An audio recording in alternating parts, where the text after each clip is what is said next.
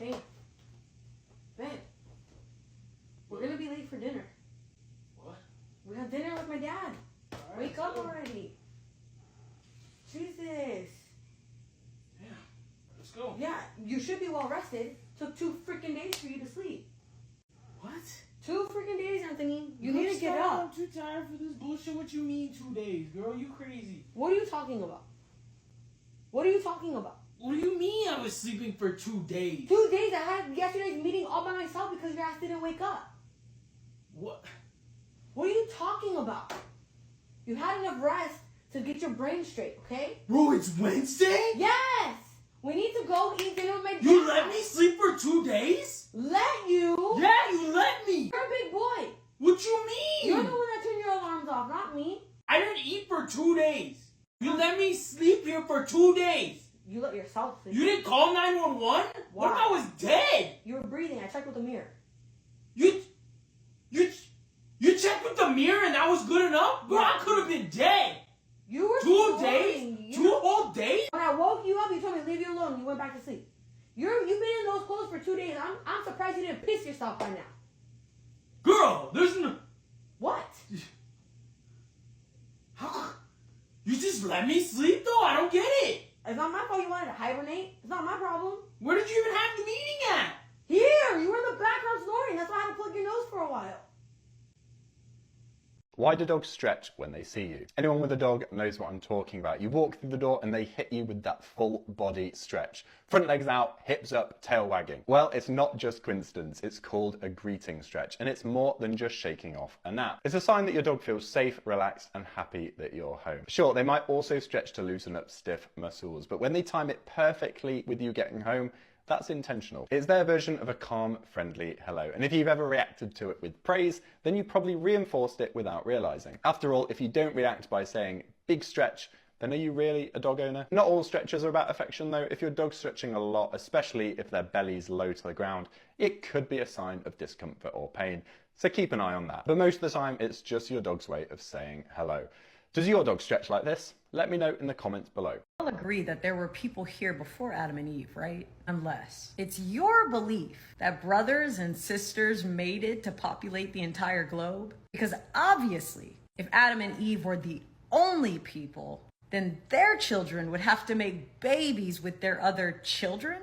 That doesn't work for many reasons, but for the commonsensical one, empirical evidence points to the fact that incest creates developmental issues for the babies born of incest. And the less known but easily as substantial proof that it wasn't just Adam and Eve is the fact that after Cain kills his brother Abel and is banished from the garden, he tells God that he's afraid that somebody else is going to kill him.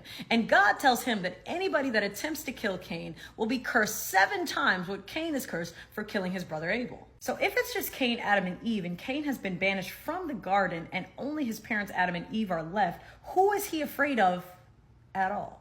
Because most Christians have been deceived into believing that the canonical texts are the whole truth and nothing but the truth, many never go seeking answers outside of the Bible. But in the book of Enoch, our questions are even further substantiated by the fact that the fallen angels only come to earth to mate with human women. What women would there be to mate with if Eve hasn't even been created yet? Remember, Lucifer is disguised as a serpent in the garden in Genesis chapter 3. But the fall of the angels, according to the book of Enoch, makes the most sense chronologically in Genesis chapter 1.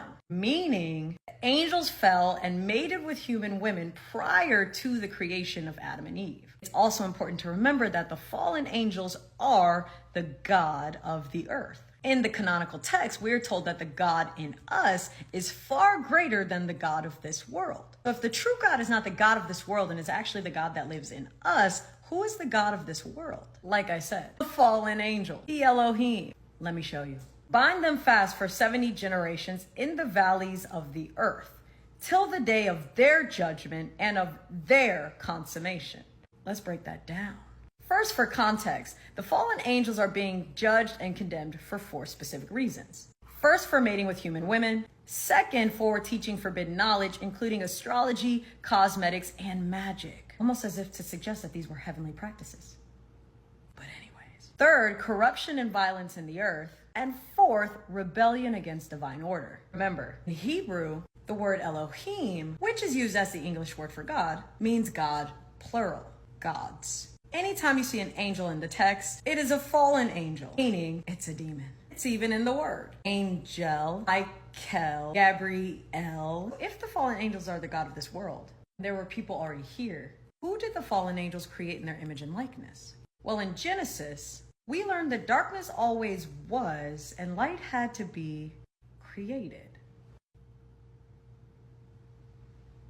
In Enoch, we learned that Noah was an albino that resembled the angels. But anyways. You know how alchemists used to try turning lead into gold? Well, scientists did it, for real. This happened at CERN, where they've got the Large Hadron Collider, which is basically a giant underground ring that smashes particles together at close to the speed of light. In this case, they aimed 2 beams of lead ions at each other, and in instances where the ions didn't collide, but instead grazed each other, the electromagnetic field was so intense that it knocked out 3 protons out of the nucleus. And a lead ion that loses 3 protons just becomes gold. A fully different thing. In total, the experiment called ALICE was able to spot the creation of 86 billion gold nuclei over the course of the accelerator's run from 2015 to 2018, which sounds like a lot, but it's only 29 trillionths of a gram of gold. And also, these gold nuclei only lasted for a fraction of a second before they smashed into the side of the machine or disintegrated into other particles. So the alchemists were right, kind of. All they needed was a particle accelerator and no plans to cash in. Girl in the black, I think I'm in love with her. Go talk to her. No. You don't understand. When I first saw that video, the first thing that popped into my head was, I wonder how many men this has happened to, and they've just been too scared to talk to me. People don't eat this part of the egg. This is something I had no idea people did until today, but apparently people don't like eating this part of the egg. This is an Instagram reel that was sent to me through DM. In it, we can see this person who's cracked open an egg. They're picking out this milky white part and then saying no thanks, they're not going to eat it. Now, a lot of people seem to think that this was part of a fertilized egg, but that's actually not the case. This is known as a chalaza. And put plain and simply, the chalaza sits on the top and bottom of the yolk, and it basically just helps keep it centered inside of the egg so that it's not smashing around and breaking. And these can look really weird on occasion, just basic defects, but this is an example of what appears to be a malformed chalaza. But either way, these are 100% safe to eat, and in fact, it's probably preferred you see this in your egg because it means that it's fresh and healthy. There are absolutely no downsides to consuming this. In fact, there's more negatives if you don't, but hey, it's your body, your choice. Men may think this is unhinged. Girls will think that's completely normal, mild even. One time I had a crush on a guy and I knew I was going to be hanging out with him, so I went and found his social media, which he did not know that I knew about because I hadn't followed him on anything and he barely used social media. I think I found him through his Spotify profile. So I went and found his social media and I was scrolling through all of his old posts. Mind you, he had not posted in years on there, but he used to like travel a lot and would share photos of places he'd been. All of his captions were song lyrics. So I was scrolling back through all of them, reading his captions, whatnot, totally normal. And I found this one caption that was a lyric from a song that was pretty niche. Like, it wasn't a song that a lot of people would know, but I knew it. I had heard it a couple years ago, and then I was like, oh, okay. Big brain time. So I knew we were hanging out. We were going to be at a bonfire. I was not like hanging out with him specifically. I just knew he was going to be there. But I was like, how can I grab this man's attention? So I said, I'm gonna throw a lure in the water because you can't complain about not catching fish if your pole is in the back seat. So I'm sitting there at this bonfire casual, right? We're all sitting around. It's getting late into the night. And there's this guy like playing music on a speaker. And so I said, hey, can you play such and such song? And I just said the name of the song. This dude is sitting a few people away from me. He like perks up and he was like, you know that song? And I was like, yeah, of course. And he was like, wait, that's a good song. I haven't heard that in forever. And I was like, oh, that's crazy. So then they played the song and he like, we went out on a few dates after that. He never knew. He still does not know that that happened. He thought it was his idea to like go out with me. 'Twas not.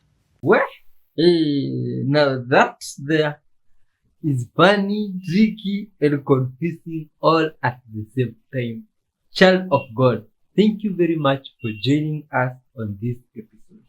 I'll be your host, YP11H, and together we shall be spreading our message of love and peace to the whole world. But my friend, so that we add strength to our souls, I'll feed you something at the end of this video. But first, let's talk about that first video there. That good vibes guy that allegedly slept for 2 days. Do you think that was a real occasion or it was more of a prank? Things pranking us. Tell us, my friend. See, there's need for honesty in this world. We've seen interesting stuff, mind-blowing stuff, from how scientists can change lead into gold or other metal into gold. I always thought that gold was the purest mineral of this world, you see? One that is a resource from God and is extremely pure. It's surprising humans can now make it. It's unimaginable and believable. But my friend, we shall be seeing more of interesting stuff together. So kindly watch till the end and let's continue watching. Peace and love. The easiest way to spot a monitoring spirit is whenever you don't give them information, whenever they're not getting details, they get angry. They feel some type of way whenever they're not able to know your business. Whenever they're not knowing when you did something, how or why or where, whenever they ain't got the details or the tea, they get mad, they get angry, they get upset. Another way you can tell if somebody's a monitoring spirit, they see your life as entertainment. The ups and downs, the highs and lows in your life, they see it as complete entertainment. And the lows, they're loud about. Whenever you're going through something low, oh, they got all this advice. They got so much stuff that they got to say. They see it as entertainment. But whenever something good happens, whenever there's a high in your life, they quiet. They don't seem too entertained by it. I really want y'all to pay attention to that. Not everybody in your life has your best interest. When you find out somebody's a monitoring spirit, you need to cut ties and close your mouth. The devil is out here to steal people's destinies, steal people's joy, steal people's blessings, and have us in delay. And a lot of times we be in delay with people. How many times we've been in relationships we should have been got out of? How many times we've been cool with people we should have been stopped being cool with? Once you see somebody is not from God and of God, you need to separate yourself from them. 9 times out of 10, 10 times out of 10, a monitoring spirit ain't gonna do nothing but collect information from you and pour from you and drain you. Literally. Trying to tempt you to be in sin, trying to tempt you to be just like them. Anytime something good happen in your life, they ain't got nothing to say. They don't want to talk about it. But let something bad happen. Let you talk to them about the spiritual warfare that you got coming towards you. They got so much they got to say. They celebrating your losses and they quiet anytime you blessed with something. So they going to manifest in anger whenever they not getting information from you. They going to see your life as entertainment. Anytime you got something going on, they want to know where, why, how, and let you not tell them. They going to feel some type of way. But it's a spiritual thing. So don't waste your time getting offended by them. Understand it's a spiritual thing. They're being used by spirits. So don't waste your time being angry and bitter at them. Forgive them and keep it pushing. Because what happened is, if you get in your feelings, and matter of fact, let me be really clear when I say this. Are you going to feel some type of way? Oh, yeah. Everything you feel, you need to take it to God. And don't be led by those feelings, because those feelings are going to keep you emotionally involved with this person and cause delay in your life. So a lot of times we try to go to them for closure. Or a lot of times we bask in that offense that they bringing towards us. Don't bask in it. You feel what you feel. You're going to be mad? Yep. You're going to be sad? Yep. Most of the time, you're going to be disappointed more than anything. You take everything to God and ask God, is this person from you or not from you? Lord, what do you want me to do? Do you want me to remove this person from you, or this is the person that you called to be in my life at this very moment? And y'all already know God don't take no time with those prayers. Don't take no time. So don't even waste your time trying to gain clarity with somebody who don't want to bring clarity, don't want to do nothing but bring chaos. Don't waste your time trying to reason with somebody who don't want to reason with you. You take it to God, you listen for them instructions, and then from there, you move accordingly. Because the devil wants you to be delayed. The devil wants to keep you in situations you should have been out of. But a lot of times we be in situations way longer than what we supposed to. Why? Because we be in our feelings. We be led by our heart. We be wanting stuff to work. We be wanting restoration. We be wanting reconciliation. We be wanting them to just get it. We be wanting them to just get us. But here's the kicker. A lot of people don't want to understand you. A lot of people don't want to get you. Because the perception that they have in their mind about you is already made up. So they don't care. They don't care about the truth. They care about their truth. This is what happens when we run into narcissistic people. This is why they live in a false reality and they try to do everything in their power to get you to fit into it. So take what I'm saying back to the Holy Spirit. If you got doubts about somebody being a monitoring spirit, just take it to God and God gonna reveal all. May God continue to watch over y'all and bless y'all. There's a study where they took a group of elderly men and they asked them to pretend that they were 20 years younger, and they provided an environment where the music was like they were like it was in their 20s, and the pictures on the wall and all this stuff. And at the end of the study, they were taller, their finger length was longer, they scored 60 points better on average on an IQ test, and the researcher was saying that by the end of the study, these men were throwing down their canes and playing touch football with her. And so, gosh, I mean, draw from that what you will, but it's like, who are you pretending to be? Okay, so I've only seen this on video. Now we get to see it for ourselves.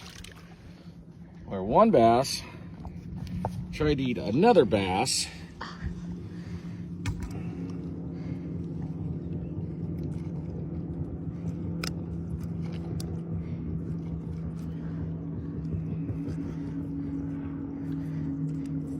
They are really stuck. They are both dead. And if you look down in his mouth, he's also got something else in his mouth.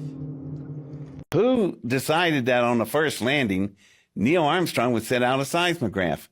What made you do that? And then, not a word. Well, yeah, because you guys know something. Like, look at the craters on the moon. They're huge. Tycho goes across its entire face.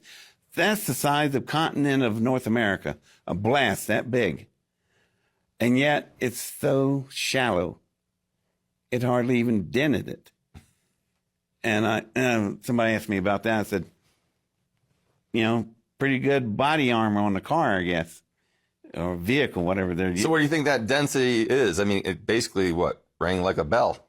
Yeah, well, when they fired the upper half of the lunar module back to the moon, when the astronauts crawled out and went command module, go home, they fired that thing down and it crashed a few miles away from the seismograph.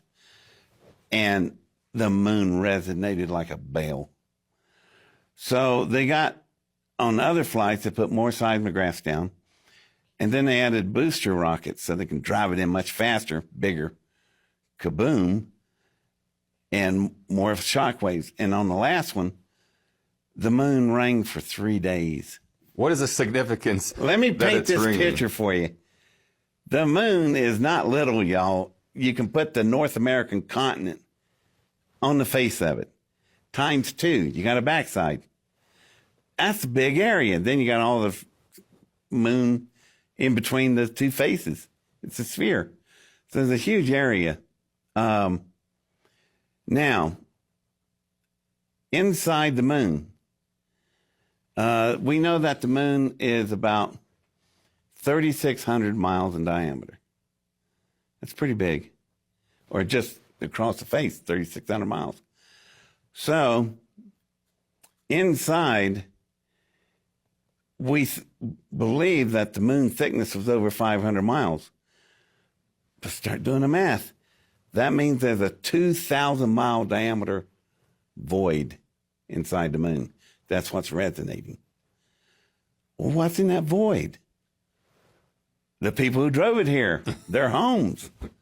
They probably weren't too happy with all that ringing going on. No, for 3 I'm sure days. that, well, that brings me to my theory. Why did we leave the moon, never went back? Do a little research. Do you know how much pounds of junk we left on the moon? Oh, my goodness. 400,000 pounds of junk. You know, discarded moon buggies and lunar landers and 96 bags of feces. Well, David, if you came to my house and rang the doorbell for 3 days straight and dumped all your crap on my front yard, your roof, I would be a little perturbed imagine about that. You come in and dump 400,000 pounds of trash on somebody's roof, and then they hear you up there with a flag saying, "I'm going to move here." You're gonna say something.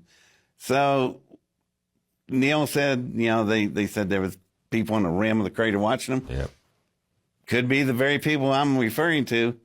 They drove over and said, "Like our moon, do you?" Well, it's okay. Gather up some rocks, take you some dust, and then get off this moon and don't ever come back here. A bunch of pigs. And we got ran out for littering. These craters on the moon are extremely large. Right. You know, we were taught in grade school that the moon is completely being bombarded by meteors. Right. But we all know there's something more to that 3,000-mile crater.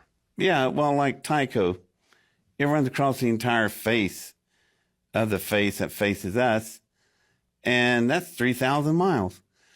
Something impact with that kind of force. Look how deep the craters are. One crater in Arizona. That rock that came in wasn't bigger than a Volkswagen Beetle. It was 30 miles, right? Yeah, it's a mile wide and over 1,000 feet deep. Okay. The craters, as big as they are on the moon, they're not very deep at all. And it might be because as you go into the moon, as Neil learned, that the top of it is covered like a fine powder, like a charcoal. But when we drilled the holes to put the flag up, that drill went through about an inch of dust, and it hit something like metal. And it was all that drill bit could do to drill a hole big enough to stick the flag in it. It reminds me of a dish, a radio telescope. Very much so. And I've come across this and studied it for quite some time. What do you think?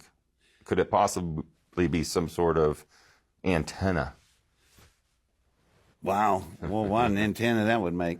Well, here's something, though. Think about it. You look at the face of the moon. Right. It's covered in thousands, tens of thousands of craters. Have you ever seen any meteor hit a moon since we've been alive? They have some small ones, and we get photos of them. But wherever that thing was, it went through a storm, you know, or it was right next to a planet when it exploded, because it, you know, look at the impact on it. And it survived. And it survived. So there's some serious technology there protecting that. I mean, if this is an artificial structure, you know. Oh, it's amazing. You know, how was it placed there to begin with? And, like, what do you think is inside this structure? My question is, what kind of propulsion system they got? You know, the most perfect ship to fly through space with is a sphere. Asteroid. Look at all the planets. Yeah. They're all round. They're not square. They're not a, you know, bored cube. Right. They're a round ball. And look at our moon. It is so perfectly round.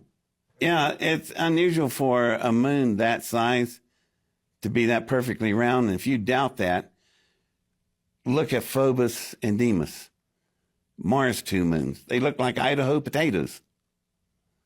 And ours, perfectly round, perfect. When full eclipse happens, look at the ring silhouetted by the sun. That thing is perfectly sphere. You know, to be hit that hard like Tycho crater, it would have been. That thing should have looked like mashed potatoes, but it doesn't. So there's something going on with the moon, y'all. I'm telling you. Why is it during this eclipse that it's a perfectly round, you know, sphere? Sphere. The odds of that happening is really low. Most moons are, you know, deformed. Right. But ours is just perfectly sphere. And I could do something here like, drives me crazy, ancient aliens. Could it be possible? I'm going to have to do that to get this out. Right. I think, you know, on one side of the moon, you got all these craters, thousands of them. On the dark side, it's not nearly as damaged. Just a third of the craters. Why is that? Because I think where they were, their solar system exploded. A planet blew up next to them. That's why the moon is just covered it on one side. It was a blast. One big rock really hit, Tycho crater. And they decided time to leave. So they left. Now, when they get to Earth, they get in a park and they notice that we're a water planet. So we're going to slosh back and forth. So they get in a tidal lock, which is what they want. It won't rotate. So we can't see the backside. The backside is not as damaged as the side that faced an exploding planet. So they're coming and going out of the back of that thing, and we have no idea. It's big enough where if it's staying in a straight line, it'd fly out far enough where none of our radars would ever detect anything flying. It's like you get a dark place in your cell phone. Well, that's what it is. You could fly straight out from the back of the moon, get out far enough where we can't see it. Can't see it. And then turn on your big engines and leave. Using the shadow of the moon. Yeah, Right. you're behind the moon.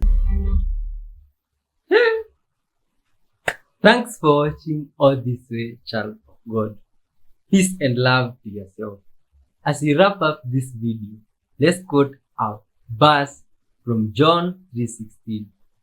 For God so loved the world that he gave his only begotten Son, that whoever believes in him shall not perish but have everlasting life.